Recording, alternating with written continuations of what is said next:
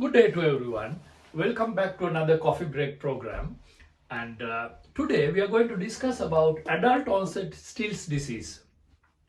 Before we start the lecture, if you have not subscribed to my coffee break program, please subscribe, hit the bell icon, put a thumb, put a comment to encourage me. And usually I upload about one medical lecture every week. Okay, we have discussed about Kawasaki disease last time. Today we are going to discuss about adults onset Still's disease. This is another rheumatological condition in which people get high fever, arthralgia and lot of bizarre presentation without an infection or malignancy. So the causes of this condition is exactly not known as well as all the other most common rheumatological conditions. But the suggested theories are bacterial infection or viral infection as a triggering factor of this immune reaction mediated rheumatological condition. And there are two peak onset of ages of adult onset Still's disease. One set of age is between 15 years and 25 years period, and the other set is between 36 to 46 years, and men and women are equally affected. Most of the autoimmune conditions mostly affect the female sex, but in adult onset Still's disease both genders are affected equally. Let's see the presentation of this strange rare condition. Usually they present as pyrexia of unknown origin. The patient presents with fever and you can't find out any responsible infection related to this fever condition. And the fever is usually above 38.9 and it comes up twice a day and the evening temperature is very high. And also pharyngitis, the sore throat, arthralgia and arthritis. Usually the arthralgia, the body aches and pains, and arthritis affects the major joints. Rash, they present with the rash when the temperature is high and it goes off when the temperature goes off. So it's very hard to see, and especially in dark skinned people we can't see this rash properly.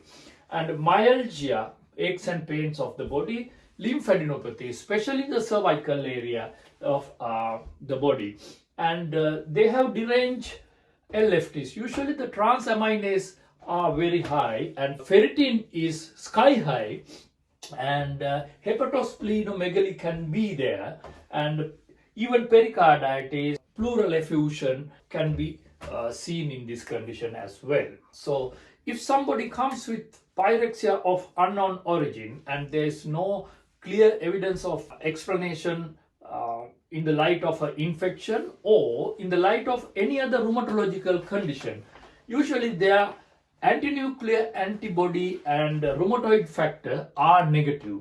But remember one thing, 10% of these patients can present with mildly raised rheumatoid factor and antinuclear antibodies. That is only a 10%.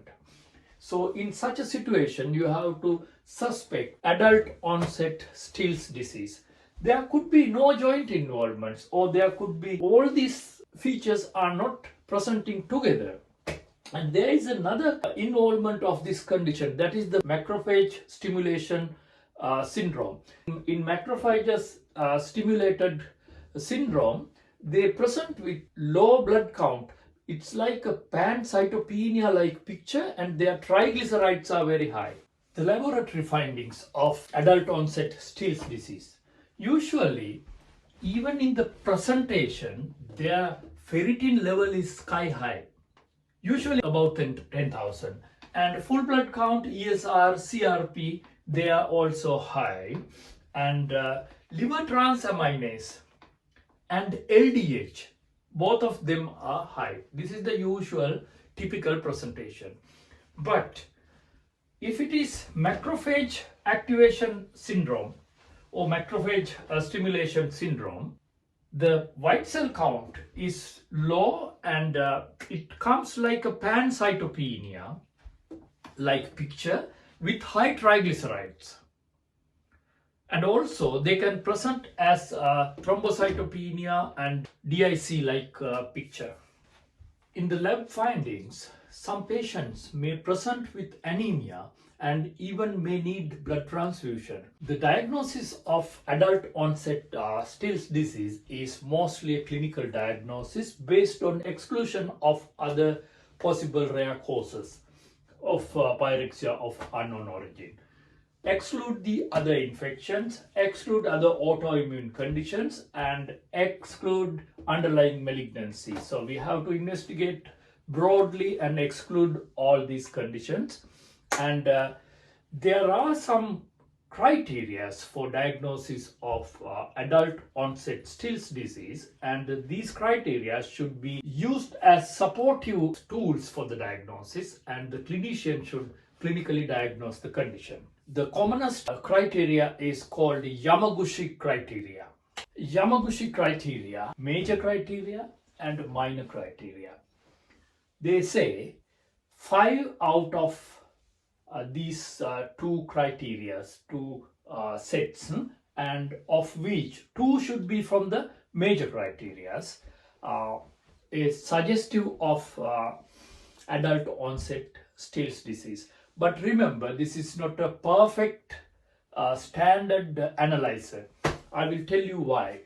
So, major criteria: fever more than 39 degrees for more than 1 week, arthralgia, arthritis more than 2 weeks, leukocytosis about 10,000, and rash. As I explained earlier, macrophage stimulation syndrome or macrophage activation syndrome causes pancytopenia, so that you can't see high elevated white cells. And the rash, this rash is not always visible because it could be due to the skin color variation, or it comes and goes with the high temperature initially. So rash may or may not be present when we examine the patient.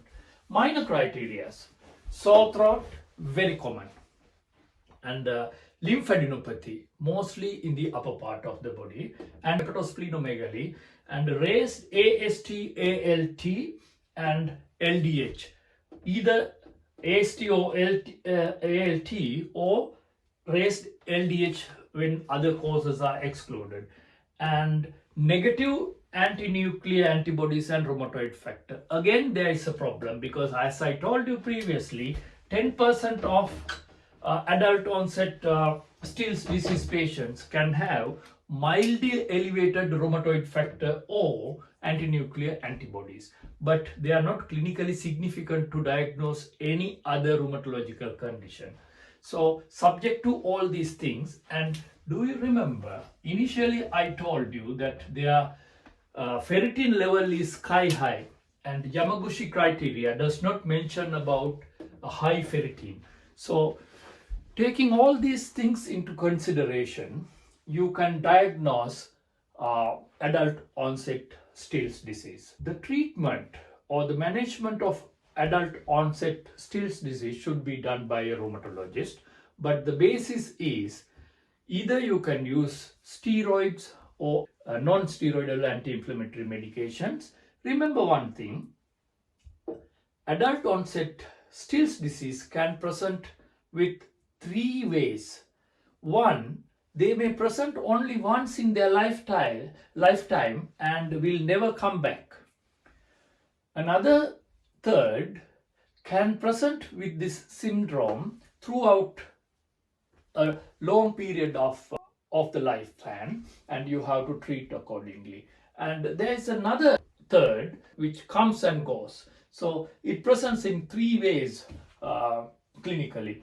So either way, the treatment basis is either non-steroidal anti-inflammatory medications, steroids, or you can use biological agents which inhibits interleukin 6.